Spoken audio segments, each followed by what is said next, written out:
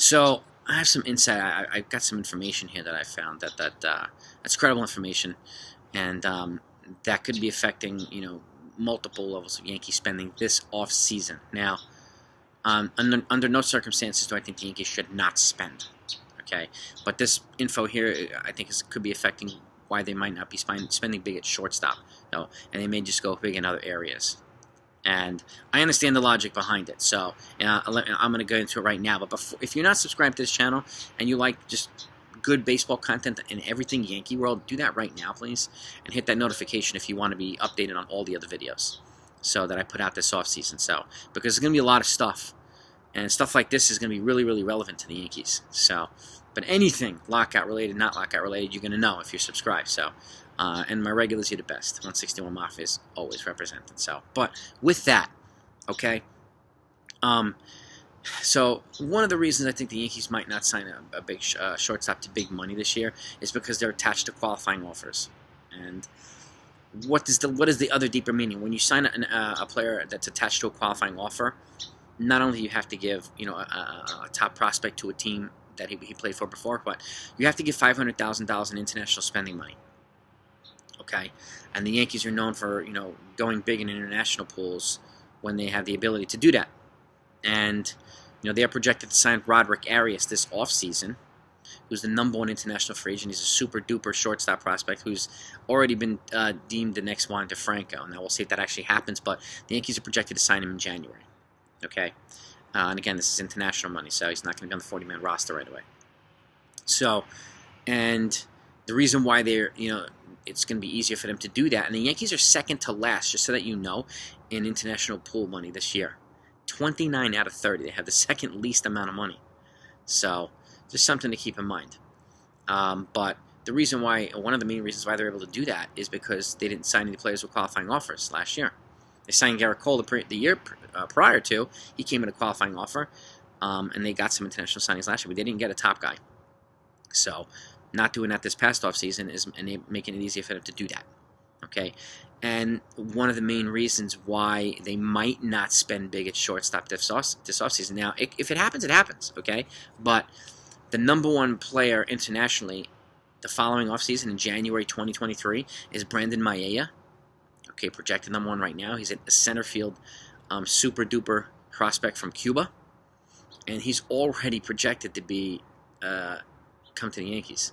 So, and he's projected to get about $5 million or a little bit more than that internationally. So then the Yankees could be looking ahead for a guy like this, which could be a main reason they don't spend big on shortstop this offseason and just go for somebody like Oswald Peraza if he's not in trade for somebody else. And if he is in a trade, just say for Matt Olson or whatnot, then moving Gio as a stopgap to shortstop, still having an elite glove. And then bringing in somebody for third base could be a Chris Bryant, who's a perfect fit here, or somebody like that, which could alter the Yankees' calculus, but still make them an elite defensive team in the infield. So, it's a thought. I mean, there is a good pot. If they trade for Matt Olson and a pitcher or whatever they do at Oakland, there's a good chance that Peraza is going to be part of that trade, and even Gleyber Torres potentially together. So we just don't know yet. But they're clearly, adding this as part of their calculus for international spending the following offseason. Now, like I said, under no circumstances do I think they should not spend. They need to spend. They have a lot of holes, and they need to get better. And the bottom line is, in New York, the best way to maximize your profits here is to win a World Series. There's nothing that's going to make them more than winning a World Series. So investing in your team would be a really wise idea. At the Major League level, too, not only the international spending money, international prospect pool, but these are, some super-duper kids. So, but let me give you some insight. He's an elite, projected elite outfielder, center field particularly, who's got elite offensive and defensive skills, good plate discipline, offensive mechanics are off the charts, okay, which could also make a player like Jason Dominguez either expendable, either in a trade, or they could move him to a corner spot, a corner outfield spot, because his size he's not projecting long-term in center field already with his size. So, so this could be part of that as well. But this kid has got elite speed and elite defensive mechanics as well, and he projects to stay long-term in center field, which is a good thing for the Yankees, right? So, like I said, he's projected to sign for about $5 million. He's got excellent plate discipline. He plate discipline akin to like some of the Japanese players, like Seiya Suzuki, like the Yankees are looking at as well. So, and having a young kid who's got these types of metrics already this young, that's a good sign. Okay, that projects really, really well. So, and again, imagine the Yankees getting Roderick Arias this offseason, the #1 international free agent, and this kid Brandon Maia next offseason, the #1 international prospect, both up the middle positions or prime positions, especially for the Yankees. That would be, they'd be set up really, really nicely, and it would make it easier for them to move some of the top prospects who happen to be shortstops. I'm not saying move Anthony Volpe, because I wouldn't. I would still have him at third or second, and if you have Arias and Volpe, if they all project well on the Yankees in the Bronx in a couple of years, I mean, it could be magic happening up in the Bronx. So it's something to keep in mind. But I wanted to talk about this because this isn't being talked about, and I know there's a lot of frustrated people, including myself, with the lack of Yankees activity and spending. This could be a reason why. And again, I can understand not wanting to bring in a guy with a qualifying offer. Okay, fine, because it affects something like this. But the only two guys that are at least shortstops with qualifying offers are, again, Correa and Story. So the other guys are already taken. Chris Bryant is not coming to a qualifying offer because he was traded mid-season.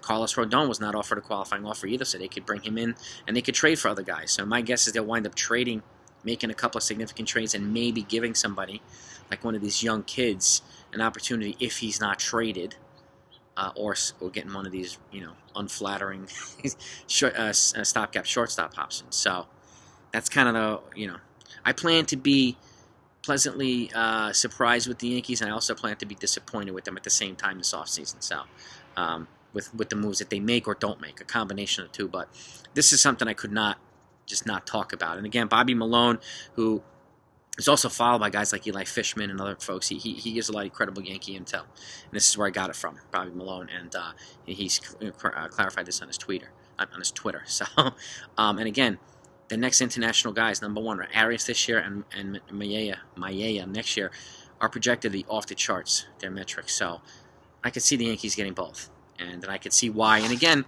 they've had a lot of international players pan out here.